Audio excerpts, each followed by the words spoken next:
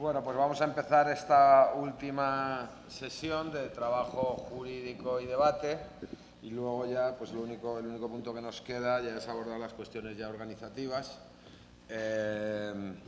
Bueno, antes de que concluyamos las jornadas, a mí me gustaría que le hiciéramos un reconocimiento a todos y todas los que han contribuido a organizar este foro.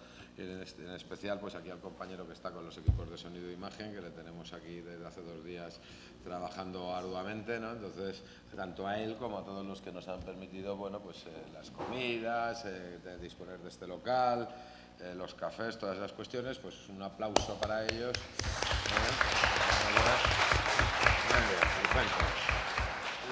Y entonces, bueno, vamos a empezar con esta ponencia, que es pues que lleva el título de Romper la impunidad del franquismo.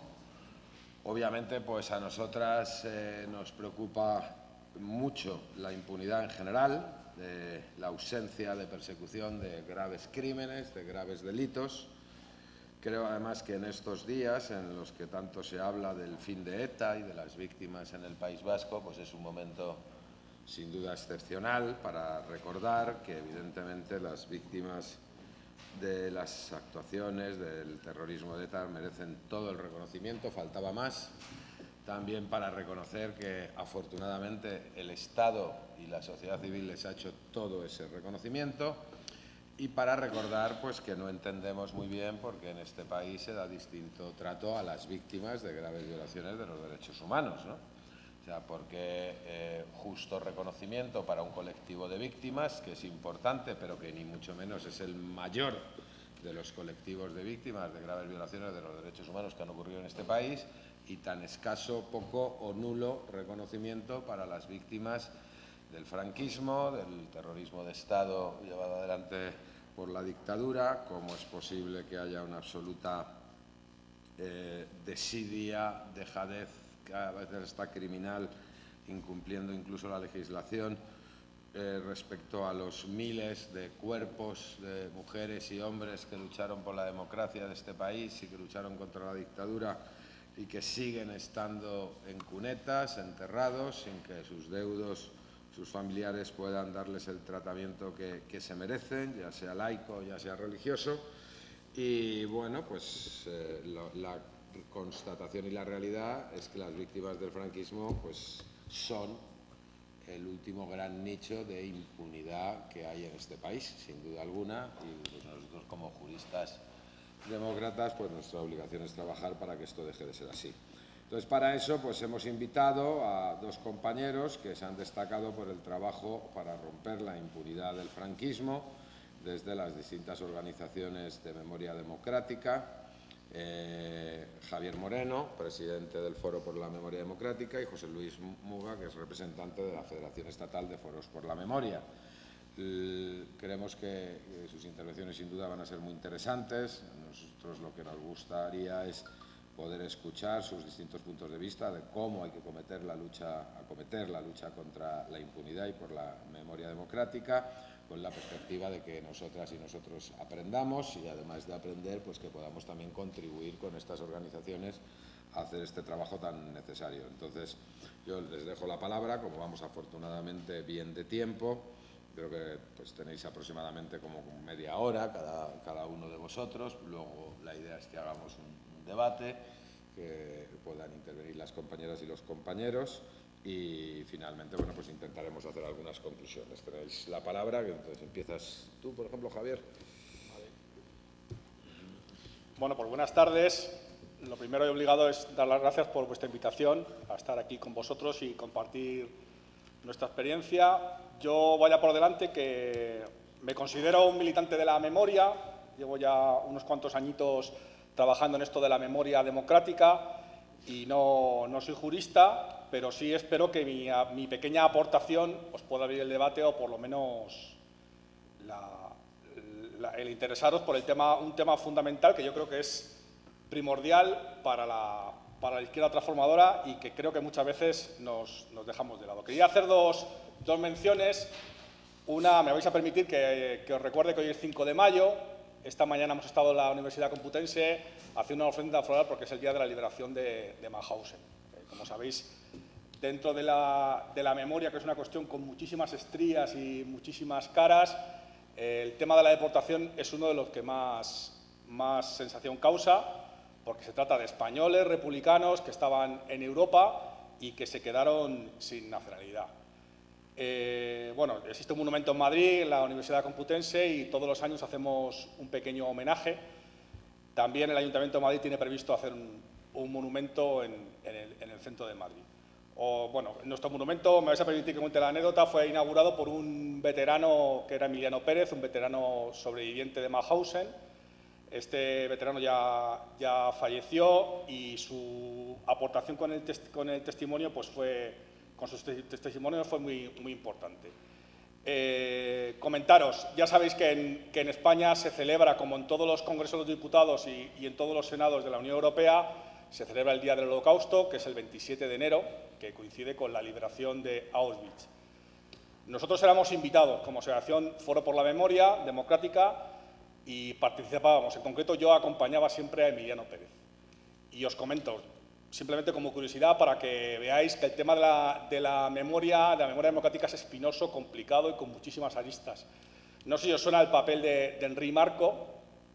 Henri Marco era un miembro de la Amical de Mauthausen, que venía de Cataluña. En concreto, yo comía con él, le acompañaba con esos diputados y éramos invitados a la ceremonia de la Shoah, que es una ceremonia religiosa que se hace en todos los parlamentos, en conmemoración de la liberación del campo de Auschwitz. Henri Marco resultó que, gracias a las aportaciones de Benito Bermejo, que es historiador, nunca había estado en Mauthausen, ¿vale? No fue un deportado, es decir, su testimonio era falso.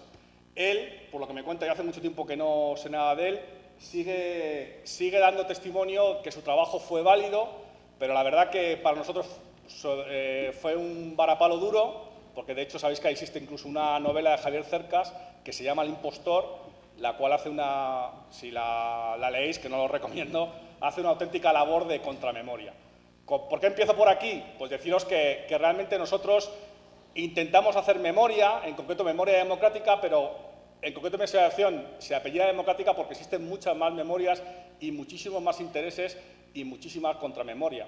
De hecho, si os leéis la novela de Javier Cercas, termina haciendo un alegato diciendo que nuestro trabajo no es válido, que solo vale para abrir heridas, que no trabaja en la construcción ciudadana ni en la construcción de democracias.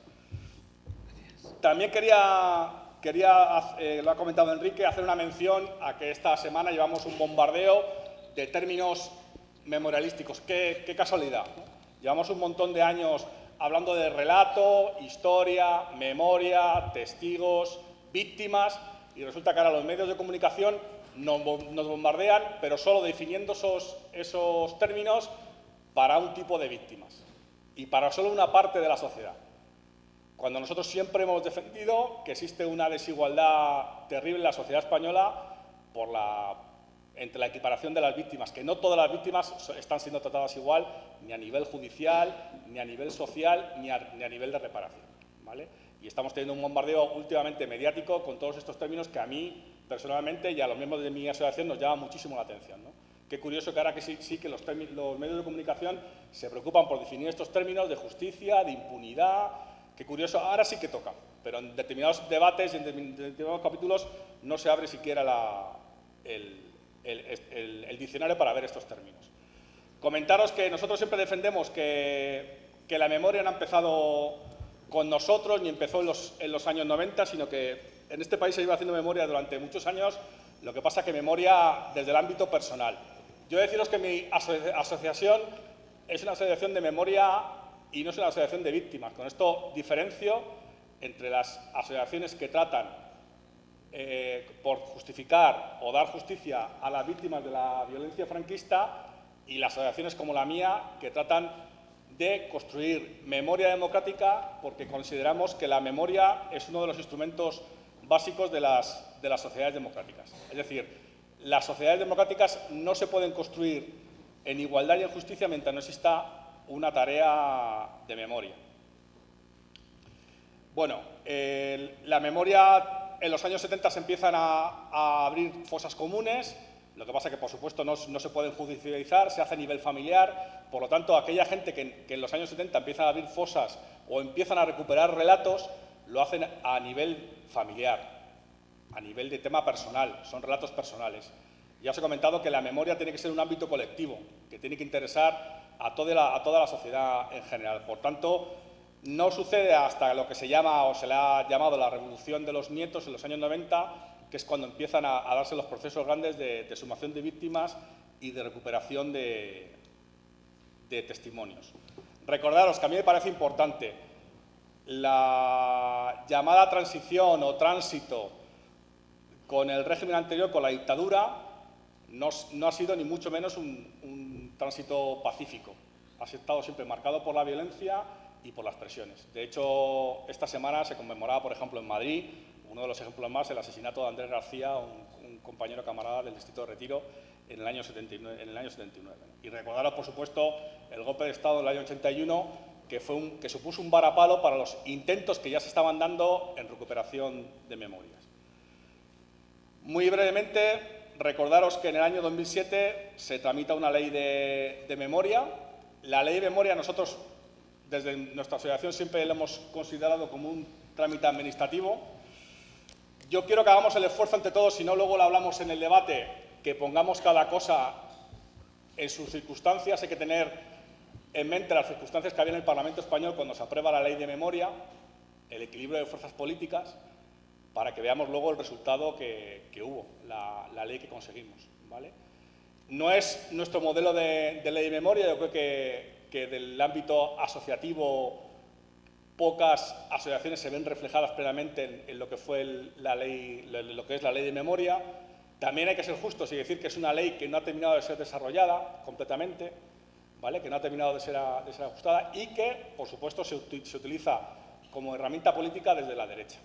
De hecho, por ejemplo, en los presupuestos que se van a aprobar este año no existe ni un mínimo capítulo dedicado al tema de memoria. Somos un país con un número amplísimo de desaparecidos y no dedicamos ni un euro a facilitar la búsqueda de esos desaparecidos, ¿vale?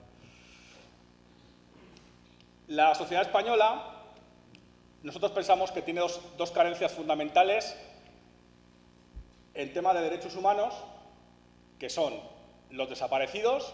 Lo comentaba Enrique antes. En nuestra sociedad estamos conviviendo con familiares y con colectivos que tienen personas desaparecidas y que, por tanto, el Estado español no está haciendo nada actualmente por buscar a esos desaparecidos.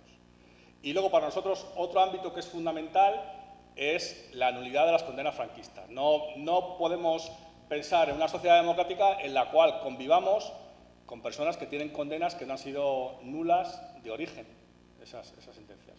Nosotros en el año 2007 fuimos llamados por la Comisión Interministerial, que fue la comisión que se creó para diseñar la ley de memoria, para que diésemos nuestra aportación de cómo pensábamos que tenía que ser la ley de memoria. Nosotros fuimos recibidos por la vicepresidenta del Gobierno en ese momento, que era la señora María Teresa Fernández de la Vega, por varios abogados del Estado y por el director general del libro. Nosotros le planteábamos esos dos puntos que os he comentado fundamentales: nulidad de sentencias por ley y búsqueda de desaparecidos. A lo cual ellos nos dijeron que la nulidad de sentencias no podía darse. Además, nos dieron un vocablo que todavía no hemos terminado de explicarnos, que era que si daba la nulidad de sentencias por ley suponía una ruptura de la normalidad democrática. Eso fue lo que ellos nos alegaron. Y al hablarle de la búsqueda de desaparecidos, dijeron que sí, que ellos estaban dispuestos, de hecho luego así lo hicieron, a dar un capítulo económico de búsqueda de desaparecidos, pero a nivel simplemente arqueológico o a nivel técnico de trabajo de campo, como luego así fue, ¿no? Nosotros les dijimos que no estábamos de acuerdo con ese modelo de ley. En todo caso, ellos se comprometieron a seguir un desarrollo que luego no se dio. Comentaros que nosotros fuimos en el mes de mayo a hablar con esta comisión interministerial,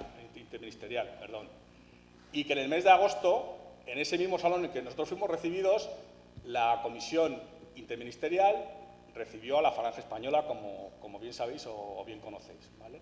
Ya sabéis que la Falange Española planteaba, entre otras cosas, la figura de José Antonio Primo de Rivera como víctima de la Guerra Civil, ¿vale? Así que con este capítulo ya a nosotros se nos quedaba ya bastante corta la comisión interministerial y, por supuesto, su relato. No obstante, nosotros tenemos que decir que sí hemos trabajado con las subvenciones estatales que planteaba la ley de memoria y que, de hecho, ahora mismo el Gobierno del PP no está dando ningún euro. Nosotros siempre hemos planteado, hacemos un trabajo de memoria integral, es decir, no solo trabajamos en exhumaciones, también trabajamos en localizaciones de puntos de memoria, como os he comentado del monolito en recuerdo a la deportación que existe en la ciudad universitaria. También, por ejemplo, tenemos una placa colocada en el cementerio del Este, que ahora sabéis que hay muchísima polémica entre la famosa comisión técnica del Ayuntamiento de Madrid que proponía crear dos tipos de memoriales, uno hasta el año 39 y otro a partir del año 39, para diferenciar y hacer equiparación de víctimas. Nosotros ahí tenemos colocada una placa que se colocó en el año 2008. Lo tuvimos que hacer con nocturnidad y alevosía, porque llegamos a un acuerdo con la entonces delegada de Cultura, que era Alicia Moreno, para ir de noche y colocarla. Ella dio orden a los vigilantes de seguridad para que no pasase a hacer ronda y lo colocamos de noche. En el único lienzo que existe todavía de pie, que se supone que se realizaban los fusilamientos. En ese lienzo es donde está todavía la polémica, como sabéis bien, entre la comisión técnica y las asociaciones de memoria, entre si colocan los nombres, no los colocan, va a haber un memorial sin nombres, en fin, todavía sigue la polémica, ¿vale? Comentaros que para nosotros la visión de la memoria en el ámbito de los derechos humanos es fundamental, y os nombro luego, si queréis, hablamos sobre ello, los apoyos internacionales que creo que tendréis de sobra conocidos, pero yo os los nombro, ¿vale? En el año 2013, en septiembre, tuvimos la visita del Comité de Desapariciones Forzosas o Forzadas, que también nos recibió, y nosotros dimos nuestro alegato y dimos nuestro testimonio sobre las exhumaciones que estábamos realizando en este momento y que siempre hemos judicializado, siempre hemos presentado denuncia, ¿vale? En el año 2009 tuvimos la visita en noviembre del Comité contra la Tortura, que también nos recibió y también dimos el alegato. Ambos comités redactaron un informe en el cual se nos daba la razón, que, como bien sabéis, que en el Estado español hay una carencia fundamental de apoyo hacia las víctimas del franquismo y, sobre todo, en la búsqueda de desaparecidos.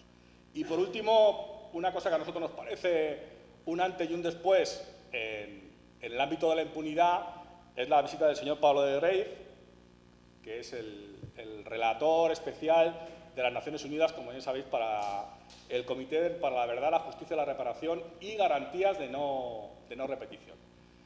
Él nos recibió y elaboró un informe en el cual se daban una serie de recomendaciones al Estado español para cumplir con las garantías mínimas para acabar con la impunidad del franquismo. Como bien sabéis, todavía el Estado español no ha contestado su informe. De hecho, en el año 2017 ha vuelto a relanzar el señor Pablo de Greiff una serie de recomendaciones al Estado español para ponerlas en funcionamiento y que se tengan en cuenta. Con la visita de este señor, pues algo muy importante y que nosotros siempre hemos estado recordando. La memoria, y en concreto la memoria democrática, os he comentado antes que le ponemos el apellido para diferenciarla de otros tipos de memorias. Hay que recordar que en el Estado español la Iglesia Católica tiene su propia memoria. El Vaticano sigue beatificando mártires de la Cruzada, sigue haciendo santos a personas asesinadas por el bando republicano. El Ejército español tiene su propia memoria, ¿vale? De hecho, sigue condecorando y sigue en los cuarteles, sigue sin entrar la memoria democrática, así que nosotros decidimos poner a la memoria el apellido democrático. Esto no es exclusivo del Estado español. En Europa las memorias que surgen de la lucha contra el fascismo, la lucha contra el nazismo, también se apellidan democráticas. Así que nosotros lo aprendimos de la lucha memorialística que existe en Europa. Por comentaros que no solo el ámbito español, aunque es el más llamativo porque somos el país quizá con mayor número de desaparecidos y con mayor número de víctimas por la represión fascista y en el cual la impunidad no se ha roto, pero en Europa también existe un movimiento memorialístico bastante importante. Por ejemplo, en Francia, ¿no? Existe un movimiento memorialístico. Y también se autodenominan memoria democrática. Así que nosotros le pusimos ese apellido. Y lo que os comentaba antes, siempre considerando que la memoria es una herramienta política de transformación, porque consideramos que las sociedades que no trabajan en memoria están condenadas a perder garantías democráticas, siempre hablábamos de las garantías de no repetición y resulta que el Comité por la Verdad, la Justicia y la Reparación del señor Palo de Grey también puso ese apellido a su informe, que es las garantías de no repetición. Actualmente, en Europa y en el Estado español vuelven a retumbar los tambores del autoritarismo, de la intolerancia, del fascismo, y una de las herramientas fundamentales, quizá la única, desde nuestro modesto punto de vista, luego si queréis hablamos de ellos, que existe para que esas garantías de repetición, para que esos estados de violencia como en el pasado no vuelvan a repetirse, las garantías de no repetición es precisamente la memoria. Las sociedades, la memoria colectiva, por ejemplo la Sociedad de Madrid, que es en la ciudad en la que yo vivo, no pueden permitirse que exista un callejero con nombres fascistas porque eso es normalizar el autoritarismo. Y es normalizar la intolerancia. Por tanto, como ciudadanos de Madrid tenemos que exigir la higiene democrática y que los nombres fascistas sean retirados, porque eso es una garantía de no repetición. ¿Vale? Las garantías de no repetición son también derechos de reparación. Cuando hablamos de derechos de reparación, siempre la contramemoria, el otro lado, lo lleva a realidades económicas o materiales. Mucho ojo porque la reparación, hablamos, por ejemplo, de bienes culturales. Cuando se abrió el debate en la Ciudad de Madrid sobre el tema de memoria, bueno, que el debate ya ha abierto mucho tiempo realmente, nosotros decíamos que no se trata de quitar nombres para poner otros. En Madrid existe una gran red de teatros públicos. En Madrid existen bibliotecas. Existen colegios públicos que dependen del Ayuntamiento de Madrid. También se puede hacer memoria y se puede trabajar en garantías de no repetición en todos estos sitios. ¿Vale? Siempre nos quedamos quizá en el hecho superficial de la memoria, en los cambios bruscos, los cambios radicales, el quítate tú para ponerme yo, el te tiro, estás muerto, tú me devuelves otro. Mucho ojo, porque la memoria también son garantías de no reparación, son ámbitos culturales, ámbitos del saber, la labor pedagógica. A nivel sociológico, las Naciones Unidas, en la resolución, incluso en el informe del señor Palo de Grey, cuando nos hablan de memoria, nos dicen que cuando se nos niega la memoria, se nos está negando el derecho al saber. Y es que es cierto, el otro día estábamos en un debate con maestros, con profesores, con gente dedicada a la enseñanza, y nos decían, no, mira, estáis en un discurso anticuado. En los planes de estudio ya se estudia la Segunda República y la Guerra Civil. Y yo le decía, me parece muy bien, pero ¿y la cuestión de la memoria? Hombre, es que se estudia tal. No. Es que en Madrid, por ejemplo, ha habido una comisión técnica de historiadores, bueno, y no tanto historiadores, que había un sacerdote, un cura católico, para hacer memoria, y resulta que los resultados han sido nefastos. Porque a nivel historiográfico, a nivel técnico, está muy bien, pero eso no es memoria. La memoria es el pozo democrático y el pozo garantista que va a quedar a nuestros hijos, a nuestros sobrinos y a nuestros nietos de los planes de estudio. El conocer a nivel historiográfico la Guerra Civil no va a garantizar que estos ciudadanos en su futuro sean capaces de discernir en lo que es el autoritarismo y lo que es el fascismo. Y lo que hizo la Segunda República en defender su estatus como Estado democrático. Por cierto, una Segunda República que tuvo muchos defectos, porque yo creo que también caemos en ese debate, luego si queréis lo hablamos. Fue un Estado democrático pero convulso, pero como lo fueron el resto de Estados democráticos en Europa. Cuando uno viaja a Europa, a Inglaterra, se da cuenta que también existía un partido fascista que intentó dar un golpe de Estado, que los sectores económicos pujantes del Reino Unido también apoyaban ese Estado fascista hasta que se dieron cuenta y cambiaron, que hubo una Francia colaboracionista, porque si no Francia no hubiese sido nunca ocupada. Es que eso es memoria, el tener claro esos conceptos. Y no la vida de Brian, perdón, la vida de Brian es otra cosa, también muy divertida. La salvada del soldado Ryan, ese desembarco que parece que se nos libera porque los alemanes están ocupando Francia. No, mucho ojo. El estado de Vichy era un estado colaboracionista y había una Francia fascista. Una Francia, por cierto, que fue juzgada. Lo que pasa es que el señor de Gaulle paralizó los juicios, pero fue juzgada. Por cierto, muchos testigos fueron españoles. Muchos testigos fueron miembros de la Resistencia y fueron españoles. Mercedes Núñez fue una camarada y compañera deportada al campo de Auschwitz, cuyo testimonio fue fundamental para ahorcar a 3 fascistas colaboracionistas. ¿Vale? Así que tenemos que tenerlo claro. La memoria no es hacer historia.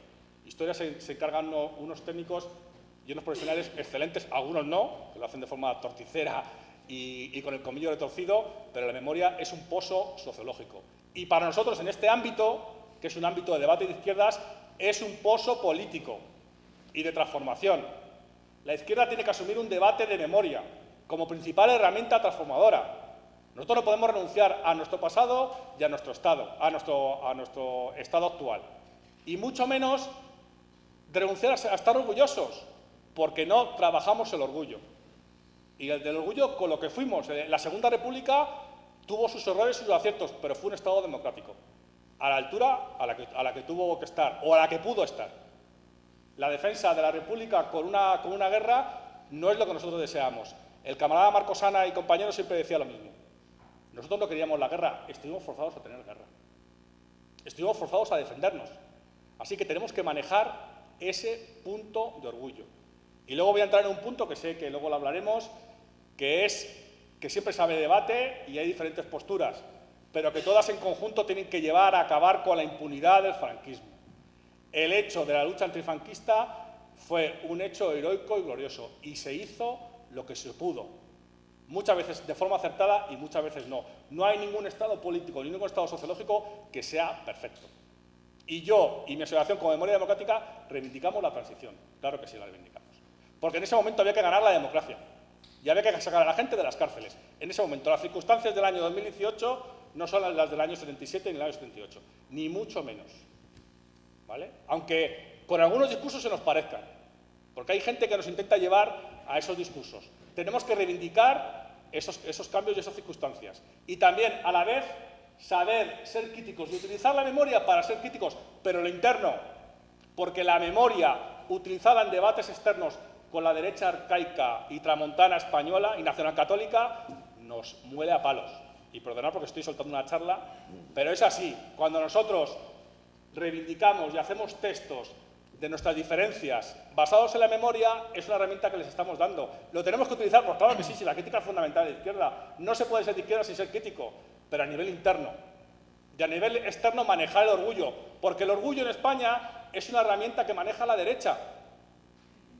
Acude cualquier suceso y nos llenan los balcones de banderas. Mi ciudad, que es Madrid, resulta que hay una comisión que está haciendo memoria, que hay una mayoría de izquierdas en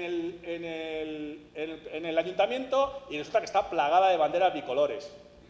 Porque ellos sí que trabajan en el orgullo, no tienen problema en sacar sus colores. Están trabajando en memoria, porque ahí están manipulando la historia. ¿Vale?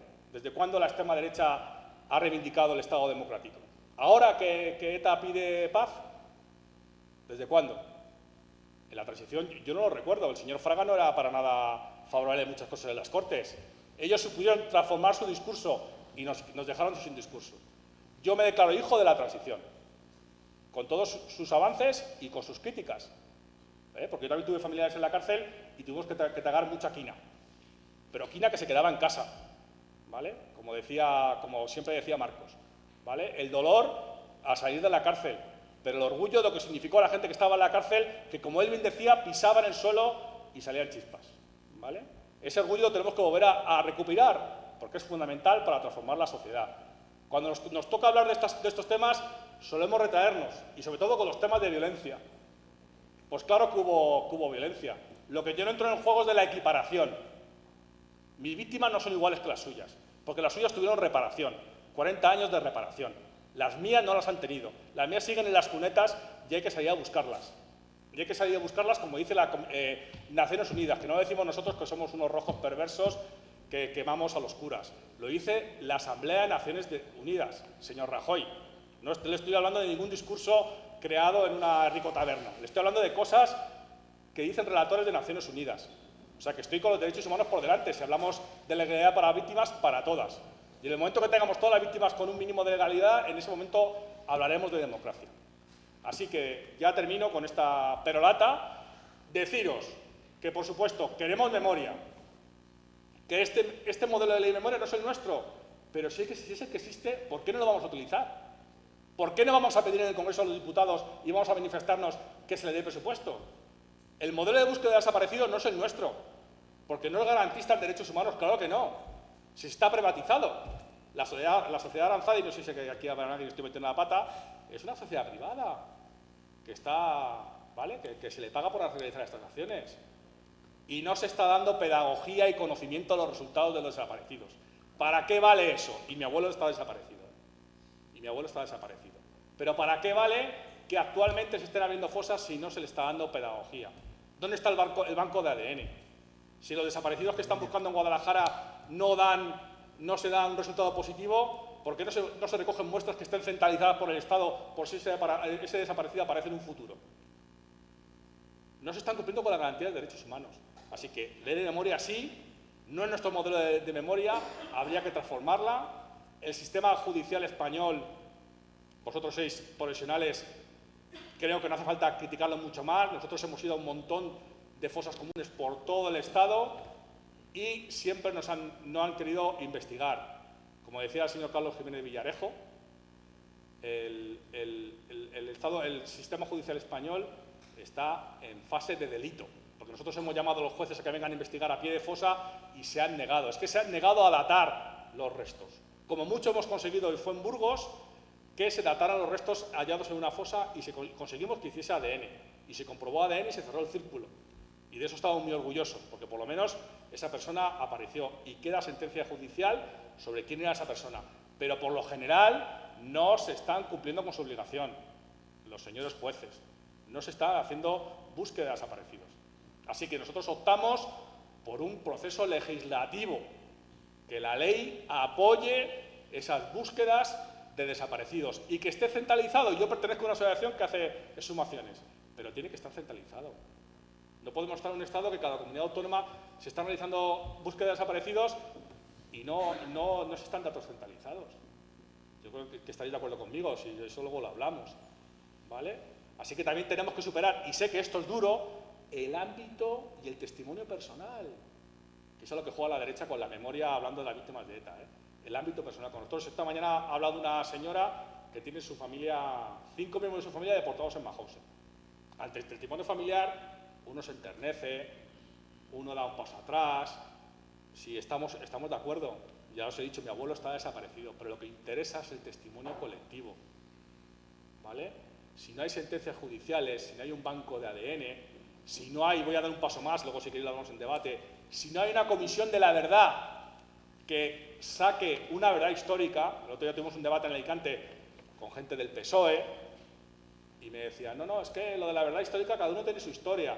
Sí, pero los procesos violentos en Europa y en Iberoamérica hay una comisión de la verdad. No tenemos que tener miedo a las comisiones de la verdad, ¿eh? Yo sé que hay otros compañeros que hablan de equiparación.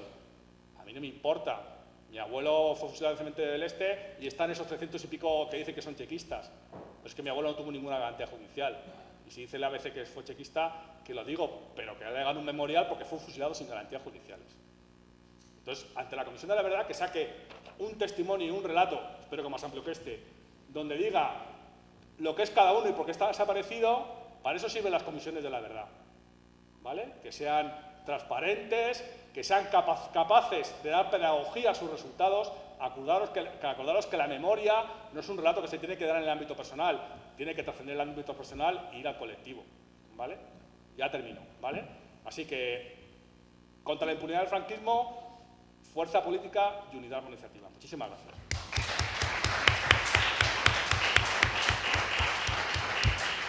José Luis, cuando quieras. No sé si se me oye, sí, ¿verdad? Pues, en primer lugar, muchísimas gracias a la organización por invitar a la Federación Estatal de Foros por la Memoria. Y en segundo lugar, quiero disculparme, ya lo he hecho antes con Enrique, pero me hubiese gustado estar en estas jornadas desde el inicio de ayer, pero entre obligaciones docentes ayer y obligaciones familiares hoy, pues solo dispongo de unas horitas esta tarde y lo lamento por mí, no por vosotros, naturalmente, que habéis disfrutado más no estando yo. En cualquier caso, el título que los organizadores de esta jornada le han puesto a esta mesa es la impunidad del franquismo, ¿no? Lucha contra la impunidad. Entonces, a nadie se le escapa que la impunidad de los crímenes franquistas está intacta, impoluta, y se han realizado toda una serie de actuaciones a lo largo de años con la intención decidida de romperla. Bueno, y se siguen haciendo otras, ahora si queréis las vemos.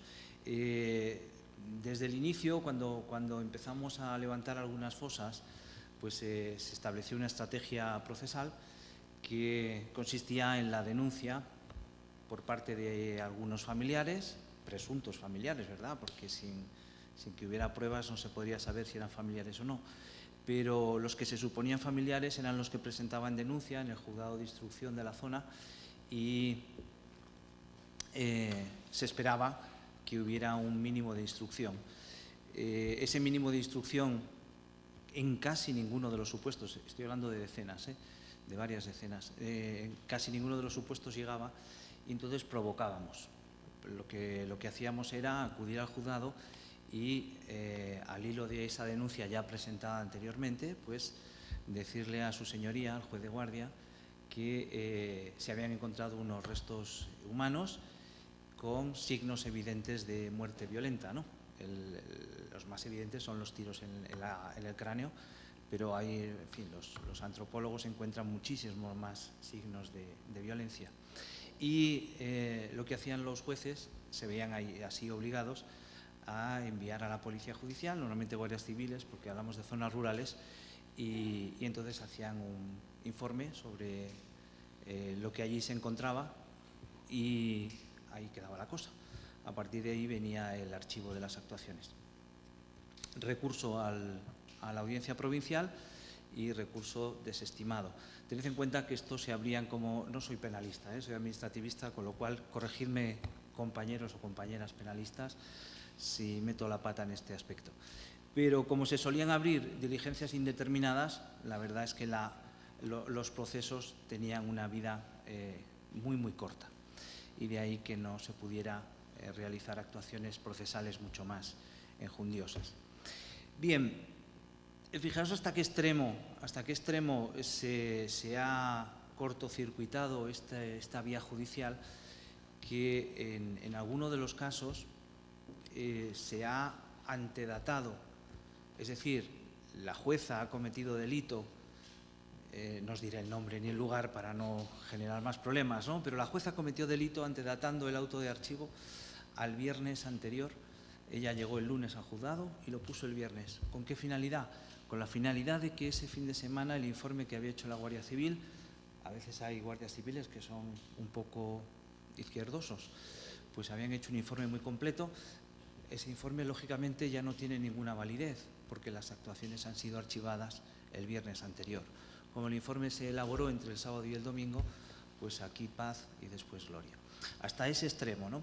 Es decir, una vía muy, muy directa de lucha contra la impunidad, que era pues, denunciar la comisión de crímenes contra la humanidad, lógicamente, no de asesinatos, pues se vio cortocircuitada.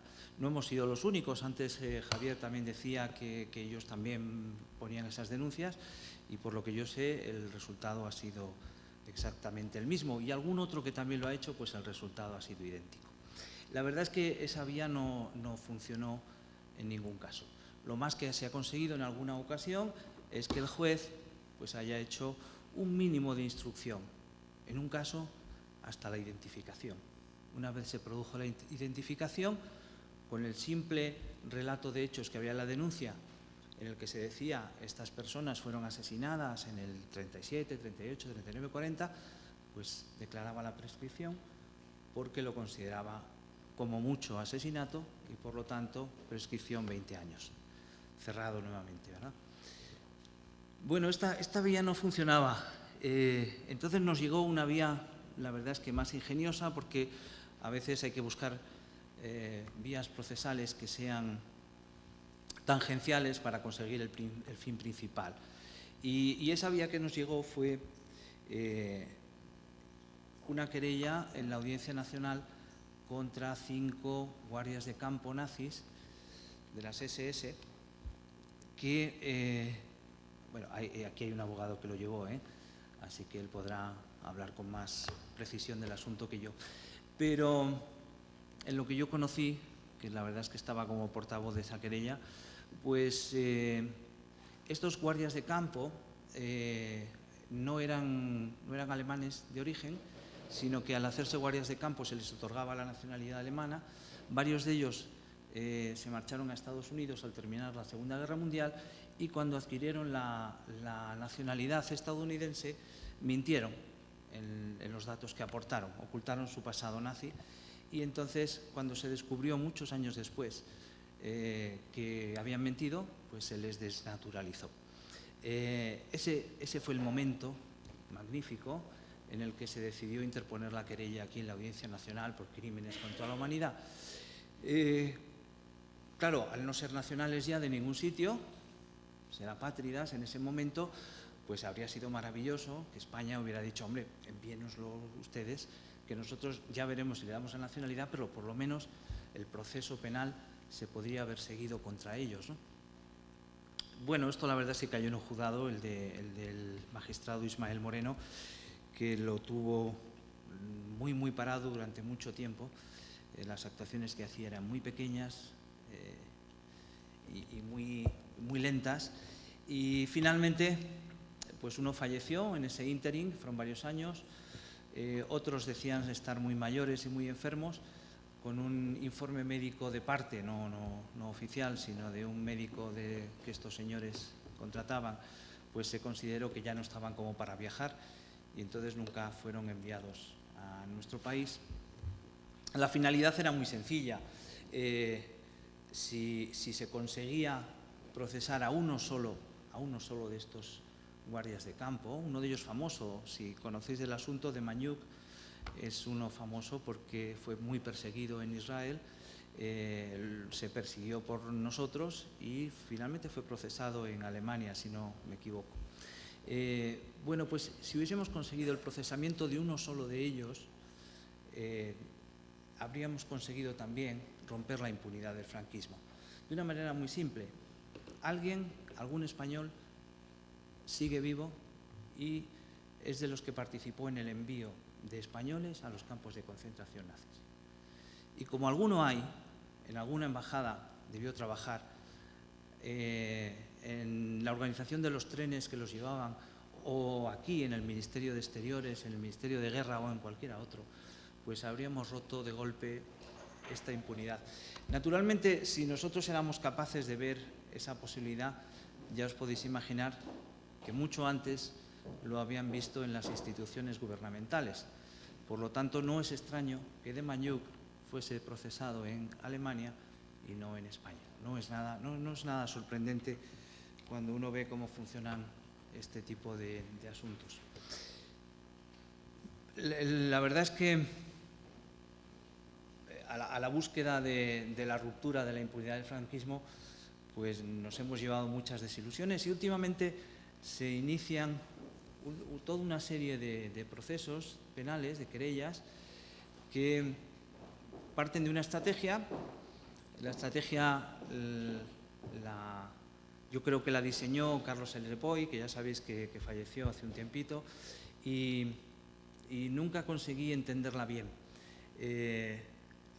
Y eso que se la escuché varias veces explicarla en público.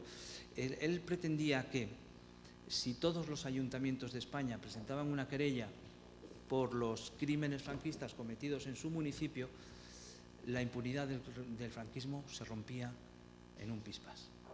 Y la verdad es que, bueno, yo soy un poco corto, ¿no? Así, entre corto y friki, pues no llego a entender esto. Y no conseguí que lo explicase de una manera más comprensible a una mentalidad jurídica. Le he preguntado a otras personas. En esta estrategia ha entrado finalmente, pues, por ejemplo, la Asociación Pro Derechos Humanos, ha entrado también la Asociación Libre de Abogadas y Abogados, de la que yo soy miembro, y veo por allí al presidente, ¿no? Pues a lo mejor, Jesús, tú sí tienes más información y nos lo puedes contar luego. Sería ya la segunda vez que te preguntas el asunto, ¿no? Así que entenderé que no me lo respondas. Pero bueno, el asunto es, la estadística, una cuestión puramente estadística, permite romper una línea judicial, ya no jurisprudencial, judicial, permite romperla. A mí, ya os digo, no tengo una experiencia que me permita decir sí, y ojalá me equivoque y ojalá se rompa la impunidad por ahí, ¿no? Pero no lo veo, no lo veo. A la vicepresidenta de la APDH también le pregunté y tampoco me respondió, no sé por qué sería. Entonces, como complemento a esa estrategia de ayuntamientos, que es donde ha entrado ALA y APDH, está la estrategia de querellas individuales. Aquí en Madrid ya se han presentado unas cuantas y son querellas que se presentan contra personas concretas. Uno de ellos es Billy el Niño y ya llevamos varias que se han interpuesto y algunas ya se han empezado a archivar, como ha ocurrido con los ayuntamientos. A esta estrategia, por si no lo conocéis, se suma en breve Podemos también. Nos contaba Miguel Urbán recientemente que apuestan por una estrategia de activismo judicial, aunque yo creo que ellos saben que el futuro es muy, muy oscuro, ¿no? Y no será extraño que algún otro se sume también, ¿eh? No será extraño. Ahora bien, ¿qué argumentos se han utilizado en estas querellas? Desde el inicio, desde las denuncias que yo os decía con las fosas, a la causa de los nazis. A esa causa de los nazis se unió una causa que venía de un juzgado de instrucción de Madrid sobre el tren de los 900, un envío de 900 españoles, mujeres, hombres, niños, que fueron enviados a Mauthausen. Mujeres y niños fueron devueltos, los hombres quedaron en Mauthausen y la mayoría sabéis qué futuro tuvo. Pues ese tren de los 900 se incorporó a la causa de los nazis también y ahora estas querellas municipales e individuales. ¿Qué argumentos de fondo tienen? Son los mismos, no ha cambiado, no ha cambiado. Desde el inicio, desde las denuncias, hemos utilizado el derecho internacional. ¿Por qué? Pues porque el Código Penal español no nos daba salida. Como no nos daba salida, pues nos quedaba más remedio que acudir a otras normas españolas, que es el derecho internacional, incorporado gracias a la Constitución española en nuestro ordenamiento jurídico. Entonces, ese conjunto de derecho internacional configura los crímenes cometidos durante el franquismo, no solo los que cometían los rebeldes durante la Guerra Civil, sino después, durante todo el franquismo, se convierten en crímenes contra la humanidad, los más graves, ¿verdad? Y que utilizamos los principios de Nuremberg, del juicio de Nuremberg. Ya sabéis todos, supongo que nos descubro el Ebro, que cuando se decide procesar a unos cuantos gerifaltes nazis, no hay una norma vigente previa en Alemania que diga crímenes contra la humanidad, las tenemos aquí, no existe. Entonces se hace una construcción muy, muy interesante y de ahí sale el conjunto de principios de Nuremberg, que es lo que permite finalmente condenar a estas personas, ¿no? Luego hubo un segundo Nuremberg. Bueno, pues con aquellos instrumentos internacionales y esos principios de Nuremberg, los jueces españoles tendrían por lo menos que haberse planteado seriamente y haber discutido seriamente si eran aplicables o no al caso concreto de las víctimas del franquismo, con o sin fosa, ¿eh? No pongamos el foco en la fosa solo es un elemento más, ¿eh? Las torturas, las violaciones, los múltiples malos tratos que sufrió miles y miles de personas quedan dentro de esa estrategia, de ese plan sistemático organizado que permite decir que esto es un crimen contra la humanidad. Y tenemos además argumentaciones sólidas, ¿no? En 2004 se hizo el llamado informe Nizhgorod. En 2006 fue Amnistía Internacional. Javier ha contado los de Naciones Unidas, Grave y otros. En fin, que el aparato ideológico, técnico, jurídico es bien sólido ya, ¿no? Y sin embargo, el Tribunal Supremo, recordaréis los procesos, aquel proceso que abrió Baltasar Garzón por los múltiples 114.000 víctimas, decía él, erróneamente. Por ese proceso no fue condenado ni fue expulsado de la carrera judicial, Pero ese proceso sí que dio lugar a un recurso ante el Tribunal Supremo, y el Tribunal Supremo, teniendo en cuenta que no tenía que entrar al fondo, porque era una cuestión de forma, lo que se estaba discutiendo en el recurso, sin embargo, hace un análisis, el magistrado ponente, creo recordar que era Perfecto, quiero decir de nombre, Perfecto Andrés Pérez, era él, ¿no? Sí, Perfecto, sí. Ibáñez, perdón, me he confundido de humorista. Ibáñez era un gran humorista, ¿eh? Sí. De los cómics. Bueno, pues Perfecto hace un análisis de fondo de la cuestión y hace una llamada de atención muy, muy interesante, porque le dice al entonces procesado, encausado, como se llame en aquel momento, es la primera vez que esto pasa. Usted ha abierto un proceso, recordáis que se pidió la partida de función de Franco, entre otros, fue muy mediático, ¿verdad? Usted ha abierto un proceso sabiendo que no puede abrirlo porque el Código Penal español no se lo permite. Como es la primera vez, no le condenamos por prevaricación. Seguramente en el Tribunal Supremo sabían que Garzón no iba a poder abrir un segundo proceso, lo tenían ya bastante claro, que ya no iba a instruir ningún proceso más. Pero la llamada de atención no era para él, era para todos los demás. ¿Qué juez?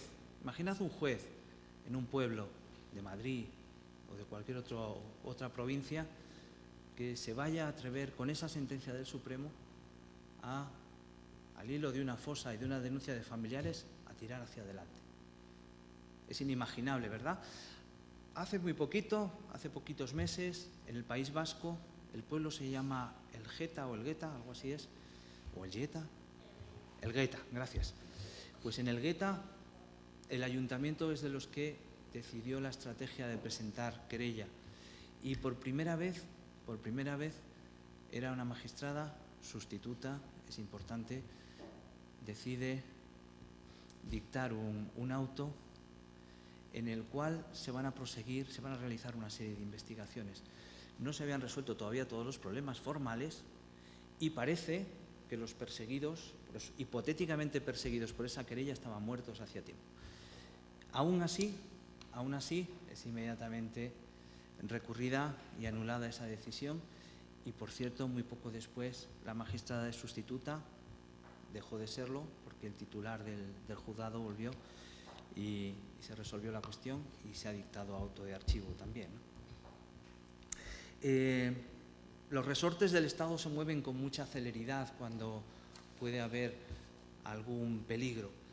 Y alguien que se acerque por primera vez a estas cuestiones podría pensar, ¿y qué problema hay? ¿Por qué no se puede proceder contra, al fin y al cabo van a ser pues unos señores mayores los que van a ser procesados? Si me preguntan a mí, yo diría, por favor, que les condenen, pero que no vayan a prisión, pobrecitos, son muy mayores, ¿no? Con la condena nos conformaríamos, seguramente la celebraríamos y el asunto quedaría más o menos zanjado, ¿no? Siempre y cuando se cumplieran con los otros principios del derecho internacional. ¿Qué problema hay? ¿Por qué no se puede? ¿Por qué no se puede? Y aquí es donde viene el meollo de la cuestión. ¿A qué ataca este asunto? En todos los asuntos que habéis tratado en este foro y, por supuesto, en todos los asuntos jurídicos que tratamos todos los días, hay un sustrato político importantísimo, ¿verdad? De ahí que el contenido de las leyes sea uno u otro. Pero ninguno como este, ninguno, por lo menos en mi humilde opinión, ninguno como este. ¿A qué ataca este proceso de impunidad tan bien estructurado? Pues ataca precisamente al régimen. El régimen es el que se ve en tela de juicio si se rompe la impunidad. Podríamos denominarlo ya como principio de impunidad del franquismo en España, porque parece que informa todo el ordenamiento jurídico. ¿Y por qué ataca al régimen? Pues porque estaríamos diciendo que este Estado en el que nosotros vivimos, con la Constitución de 1978, nace precisamente gracias a ese proceso transicional en el que se garantiza la impunidad. ¿De qué manera se hace? Pues se establecen muchos mecanismos, ya hemos visto algunos, pero se establecen otros más. Primero, las normas de amnistía. No es una ley de amnistía, hay varias normas y luego está la famosa del 77. Esa es la primera ley de impunidad en España. Si vosotros analizáis, que podéis como juristas que sois, el contenido de esa ley, veréis que para poder declarar amnistía de un delito, primero tendrá que existir. ¿O es que declaramos amnistiados los delitos inexistentes? Porque un delito, en mi humilde opinión, solo existe cuando tenemos una sentencia que lo diga, cuanto menos. O cuanto menos una sentencia firme. Y sin embargo, aquí se interpreta que la ley de amnistía ha amnistiado el pasado, no los delitos, todo el pasado. Y es que alguno de nuestros compañeros necesita que le amnistíen por haber sido sindicalista, por haber sido del PC o de cualquier otro partido. ¿Tiene esa necesidad hoy? No. Sí, con mucho orgullo sacarán su pasado a relucir. Los compañeros que yo conozco y compañeras lo hacen, con orgullo. Entonces, no necesitamos eso ya, ¿verdad? Esa primera ley esas normas amnistiadoras fueron útiles en algunos casos, pero fijaos que cuando criticábamos que existiera, María Teresa Fernández de la Vega nos decía: vosotros lo que queréis es que le quitemos la pensión a todos aquellos que estuvieron en prisión y demás y que se vieron beneficiados por la ley de amnistía. Imaginaos el disparate. Estaba diciendo que si nos cargamos la ley de amnistía, iba a revisar las pensiones de un montón de compañeros y compañeras que habían estado en prisión. Y sin embargo, se les había dado la pensión, como si hubieran trabajado, ¿no? Hasta ese punto llega el disparate de la primera norma, de la primera ley de impunidad. Luego viene la segunda. La segunda es la ley de memoria, la de 2007. ¿Por qué digo que es una ley de impunidad? Pues fijaos, en aquellos procesos que hemos abierto en relación con fosas, ha habido jueces que nos han dicho: esto no es una cuestión penal, esto es una cuestión administrativa y se resuelve de acuerdo con los artículos tal y cual de la ley de memoria. ¿Qué dicen esos artículos? Pídele la autorización a la administración pública. No te dice a cuál, adivina tú a cuál. Pídele la autorización, búscate el dinero y ponte a acabar. Esa es la solución. Fijaos que utilizan algunos jueces. Por eso es una ley de amnistía. Y si ya queremos cerrar el círculo, el tercer círculo amnistiador son las leyes autonómicas. Es dudoso que las comunidades autónomas tengan competencias en materia de memoria, ¿no? Tienen unas competencias tangenciales en otras cuestiones, pero en materia de memoria es harto dudoso. Pero esto no es una cuestión de memoria, no es un título competencial en la Constitución. Esto es una cuestión, pues bien, de derechos humanos, de derecho penal, de proceso penal, de ley de enjuiciamiento criminal. Y en la ley de enjuiciamiento criminal, la ley de enjuiciamiento criminal es un título competencial del Estado, legislación general es competencia del Estado. Por lo tanto, poco tienen que decir al respecto. Pero fijaos que las leyes autonómicas más, podríamos decir, progresistas o avanzadas, a lo más que llegan es a decir: y la comunidad autónoma se personará en el proceso penal que haya en relación con una fosa de nuestro territorio. Así que irá un abogado de la comunidad, del servicio jurídico de la comunidad, y realizará allí, pues no sé qué tipo de acción popular sería, algo así. Bien, con estos círculos concéntricos, que son las normas de impunidad, a mi modo de ver, lo que se está protegiendo, como os decía antes, es el régimen. El régimen, si nos cargamos la impunidad, nos cargamos el régimen. ¿Por qué? Pues porque todos sabemos quién puso al rey en nuestro país, al jefe del Estado. El jefe de Estado viene designado por el dictador, ¿no? Que es el que le nombra heredero y finalmente asciende al trono cuando éste fallece. Y el proceso que se inicia en la transición es un proceso que igualmente procede exactamente del mismo origen, que es la dictadura. Es decir, estamos, lo decía muy bien Torcuato Fernández Miranda, pasamos de la ley a la ley. ¿Qué quería decir ese señor cuando decía eso? Pues quería decir que la sucesión natural entre regímenes no era del régimen del 31, Constitución democrática del 31, al régimen del 78. No, en absoluto. Lo que decía don Torcuato era que de ley a ley significaba que la legislación, la legitimidad del régimen franquista se extendía a partir del año 75, traía la democracia, las elecciones, la Constitución y el régimen que tenemos ahora. Y eso es lo que se cargaría romper con la impunidad en España. Y por eso tenemos toda una serie de mecanismos que hasta a día de hoy han impedido que se pueda romper la impunidad. Y por eso entendemos que las estrategias que se estaban utilizando ahora, que yo os contaba antes, pues están abocadas al fracaso. Después de muchos años, yo empecé a trabajar en este asunto en el año 2004 exactamente, 2003, perdón, y desde entonces la verdad es que no he parado desde distintos aspectos, no solo en la asociación, también fuera y en otros lugares, y por muchas vueltas que le damos no encontramos una estrategia procesal ni una estrategia jurídica dentro de nuestro país. Algunos por eso,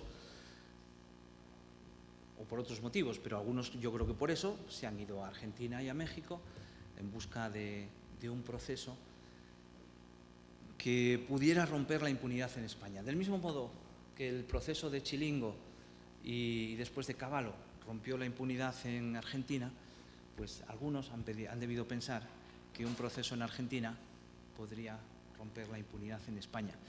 Lo que yo no sé es si el régimen argentino estaba tan bien blindado como lo está el nuestro, ¿no?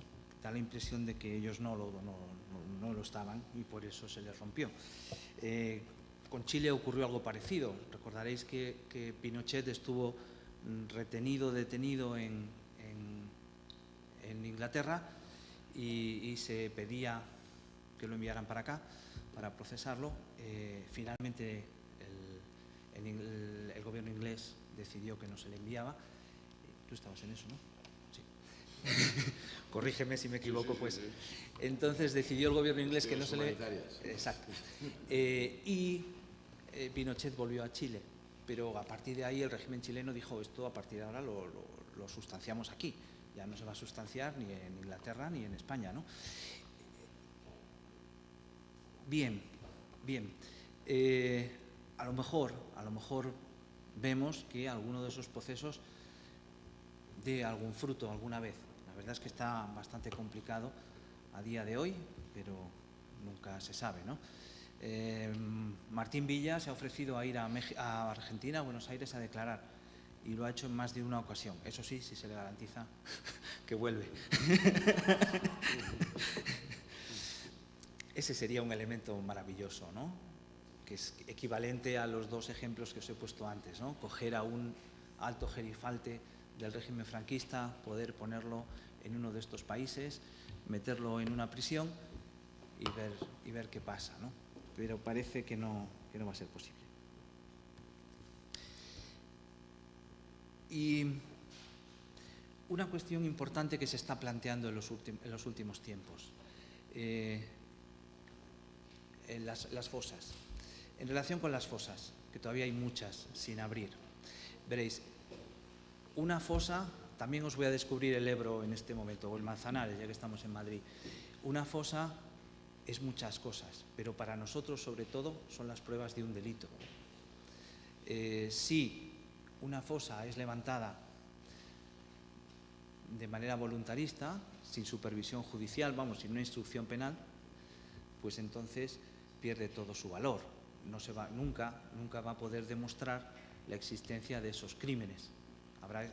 Se habrá demostrado que había unas personas que estaban muertas, incluso que tenían agujeros en el cráneo, que eran de bala, pero no vamos a demostrar el crimen. A lo mejor por eso no hay que levantarlas, y por supuesto no hay que levantarlas todas. Y os lo dice uno que ha levantado unas cuantas, ¿eh? Pero El expresidente Zapatero, que en mi opinión es bastante listo, no hace mucho decía: este asunto se resuelve con 20 millones de euros. Y el periodista le preguntaba: ¿pero qué dice usted? Sí, 20 millones de euros. Con 20 millones se levantan todas las fosas y se acaba el problema. Es decir, que ellos están, cuando digo ellos me refiero al régimen, está identificando problema con fosa. La impunidad no se la plantean, solamente la fosa. Si ya levantamos la fosa, ¿de qué vamos a discutir?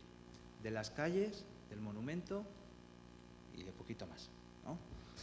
Entonces hay que tomarse con perspectiva el asunto de las fosas, y más allá de la cuestión puramente humanitaria, no hay que olvidar lo que es más importante, la cuestión política de lucha contra la impunidad.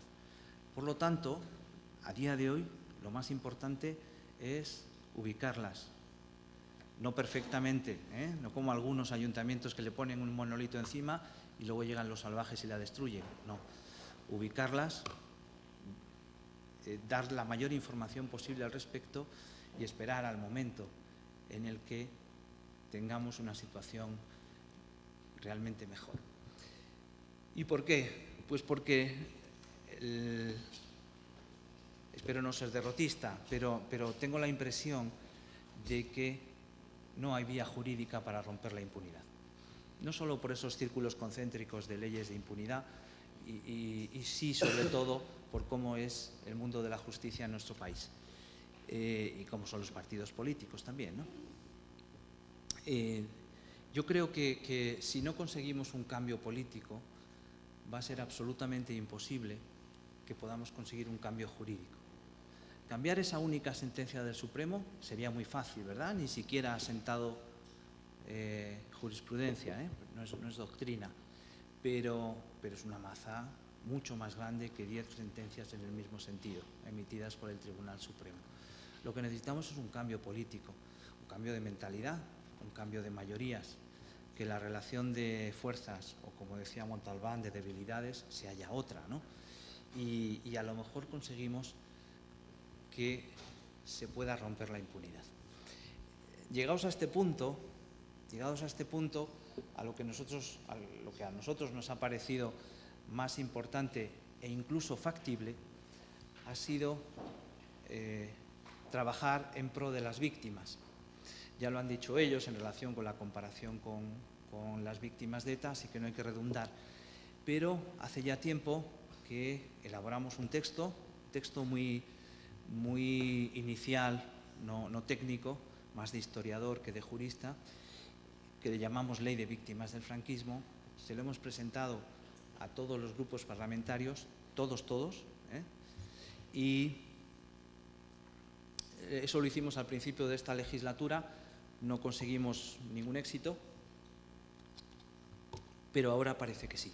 Ahora tenemos el compromiso de varios diputados de Izquierda Unida que nos dicen que en breve habrá algún compañero que debe estar por aquí, no sé si anda por aquí, y otro más, van a trabajar muy decididamente ese texto para darle el cariz técnico y que pueda ser presentado como proposición de ley en el Congreso de los Diputados.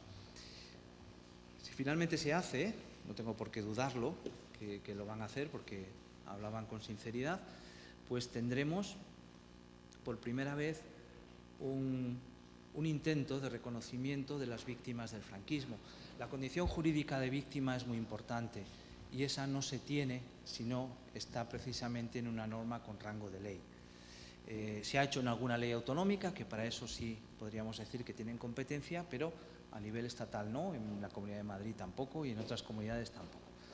Sería muy importante, aunque esa proposición de ley solo tuviera 70, 80 o 90 votos a favor y decayera, sería ya un pequeño éxito. ¿Por qué? Porque tendríamos un primer texto a partir del cual seguir demandando el reconocimiento de esos derechos a las víctimas del franquismo. ¿Y sabéis cómo se inició ese texto legal? Pues fue muy sencillo de iniciar, fue más complicado de desarrollar. cogimos la ley de víctimas del terrorismo y donde ponía terrorismo poníamos franquismo. Y entonces un buen número de artículos son idénticos. Claro. Tampoco descubríamos el Ebro, ¿verdad? Ni el Manzanares. Bueno, por otro lado, antes hacía referencia a Miguel Urbán, que es de Podemos y que es el que lleva ahora la política de memoria de Podemos. También tiene el compromiso de trabajar a partir de ese texto nuestro e impulsarlo en el Senado. Entonces, en Castilla-La Mancha se dice lo mismo me da atrás que en las costillas. Pues eso, lo mismo me da en el Congreso que en el Senado. Y si es en los dos, pues bien. Y si son dos textos, aunque tengan el mismo título y el contenido no sea idéntico, pues igual. Me parecerá estupendo. ¿Por qué? Porque estaremos avanzando en esa, por lo menos, exhibición del abandono de las víctimas del franquismo, que es lo más grave que sale de este modelo de impunidad español. ¿Sí? Bueno, pues me someto entonces a vuestras críticas, preguntas y cualquier otra cuestión. Gracias.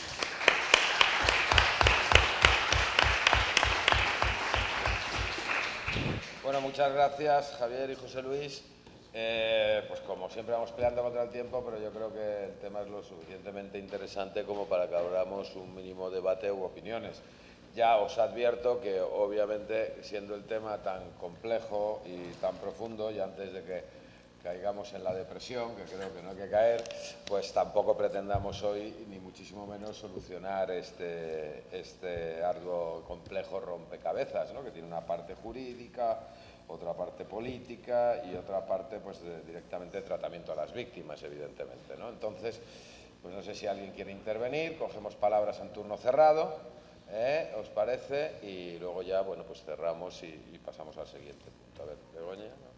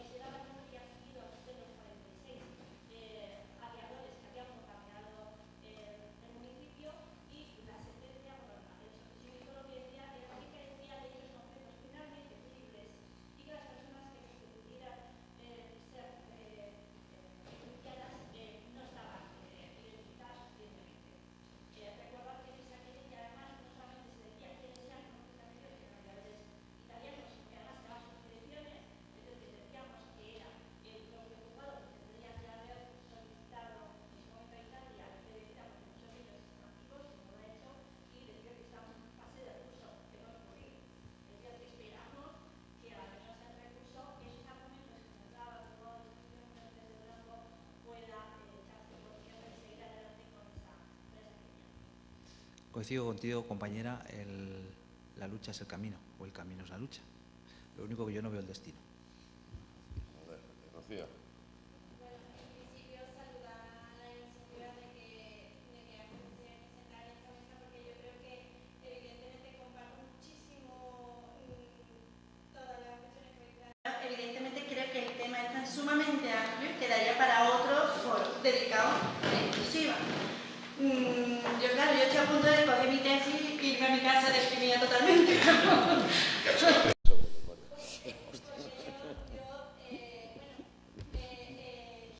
Para mí, y es que tengo tantas cosas que decir, que no, echo de menos un poco el tema de la obstrucción de la justicia española en la querella argentina, ¿no? Porque ahí hay unos cuantos imputados vivos, entre otros José Utrera, bueno, ese no está bien, pero sí era José Utrera Molina, que era el suegro de Gallardón. Creo que cuando hablamos del tema de...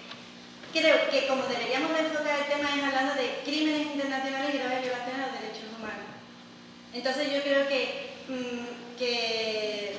por ahí un poco iría la vía. Soy muy pesada con el ámbito del derecho internacional en esta jornada, pero es que cuando yo interpuse, no, ni siquiera sabía que me la iban a archivar y para no hacerle perder dinero a los familiares, pues digo, pues mira, vamos a hacer una denuncia que ahí no nos va a costar tanto dinero. Y es el caso de la Sauceda de Marrufo, que después se convirtió en mi caso de tesina, porque soy de plan antiguo, lo que hoy vendría a ser una tesis de máster. Entonces yo titulaba Tirando de un hilo, porque después de escucharlo todavía tengo muchísimas más dudas y creo que es un momento también para lanzar un mensaje de que cuando yo empecé a trabajar en la denuncia, por un lado tenía muchas dudas en referentes, ¿no? Sobre todo a nivel de Estado.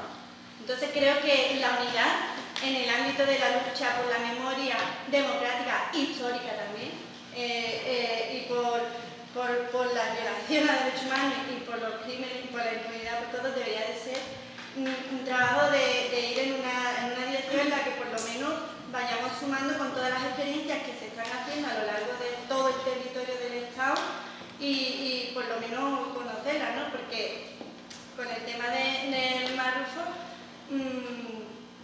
precisamente a mí lo que me pasó fue eso. Entonces, finalmente está en la... para no enredarme más, porque es que ya me pierdo de tantas cosas que quiero decir, yo titulé el caso de la tesina la impunidad de los crímenes del Estado español, junto el caso de la Sauceda de Marrufo, determinándolos en el tiempo, ¿no? Entonces, ¿qué pasa con los tratados de extradición que se están incumpliendo? La querella argentina a mí me interesa mucho también porque habla de crímenes contra la humanidad y o genocidio, en el caso español. Creo que esas son cuestiones que hay que pensar, que puede haber concurso también, pues, cuando uno empieza a tratar el tema de los crímenes internacionales, cuando yo pienso en el caso español, a mí se me vienen crímenes de guerra, crímenes internacionales, y bueno, y otras cosas más, pero sintetizando. Sí creo que pedirle justicia al mismo Estado que lleva denegándola tantos años, creo que no es la estrategia. Eso lo he pensado siempre. Y también pienso que el hilo de esperanza es que cuando hay tanta ausencia de justicia, tanto incumplimiento de las obligaciones del Estado y en el ámbito de la responsabilidad internacional, creo que también sería interesante abordar desde otras perspectivas todos estos temas. Me estoy yendo por las ramas, pero porque por el tiempo.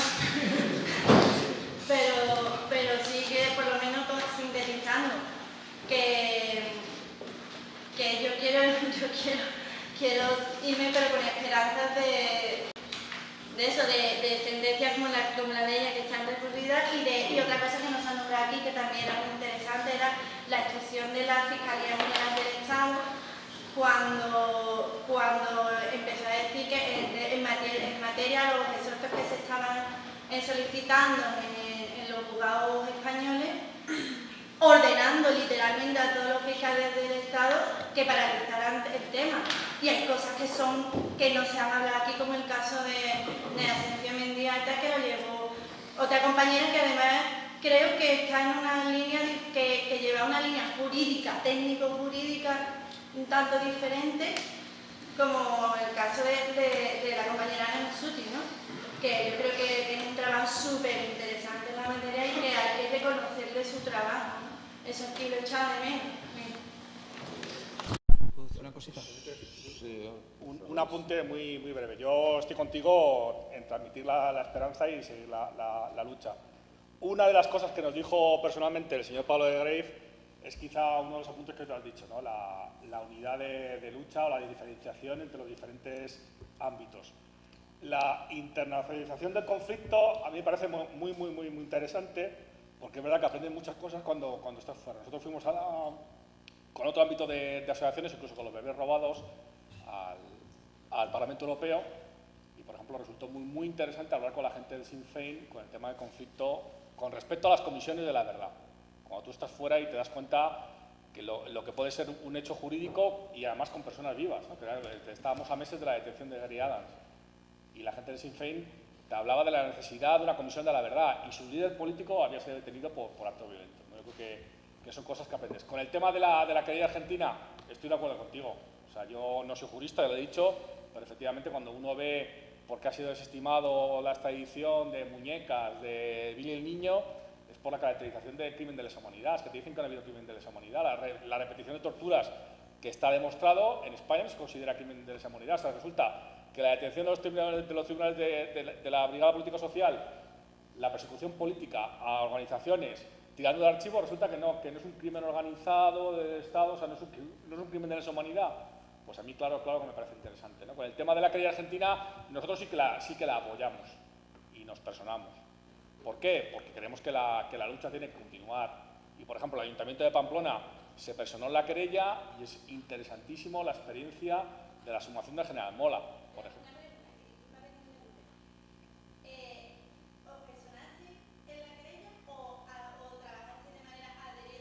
Adherirnos a la querella y nos personamos con nuestros casos y nos personamos con exhumaciones nuestras, ¿vale? Y luego nos hemos adherido como entidad, con un montón de entidades más, ¿vale?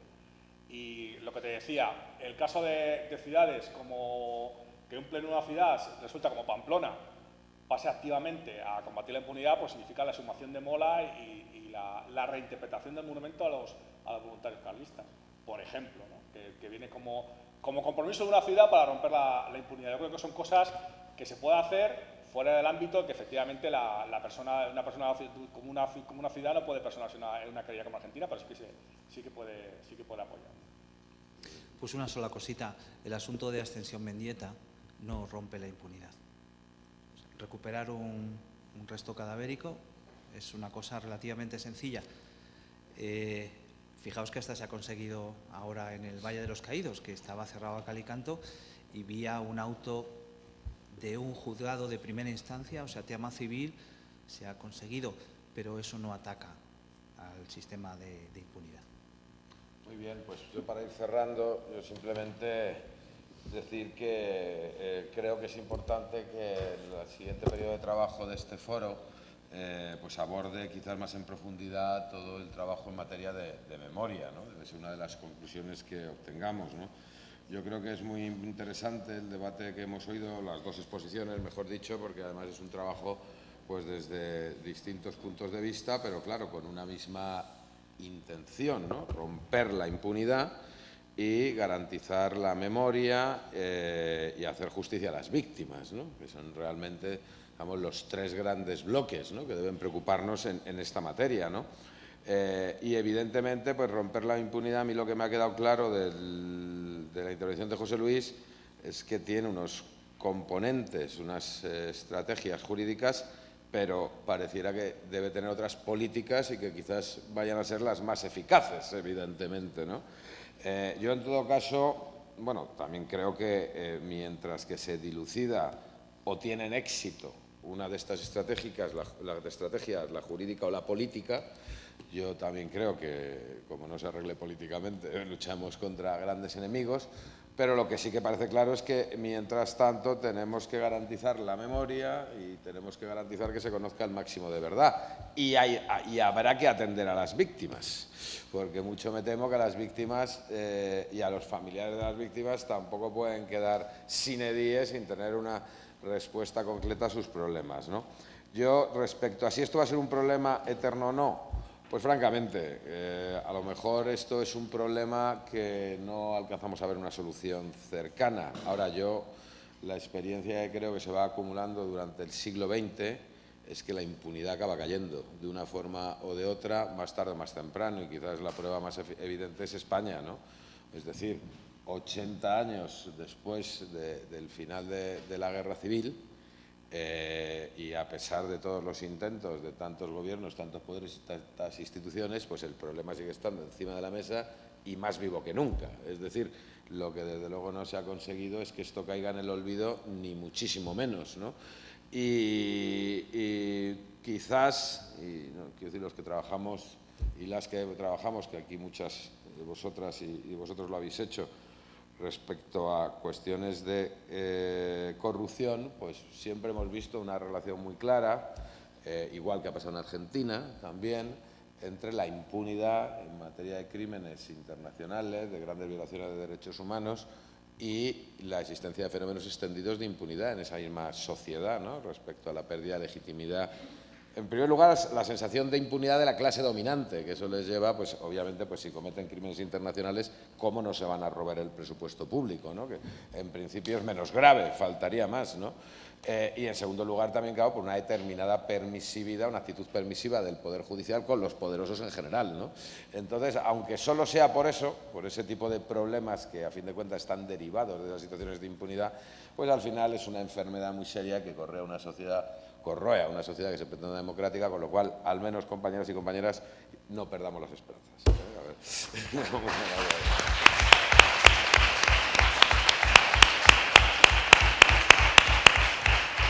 Muy bien, pues el café, ¿no? Toca ahora el café, hacemos una pausa de café, 10 minutitos y seguimos ya con los temas organizativos.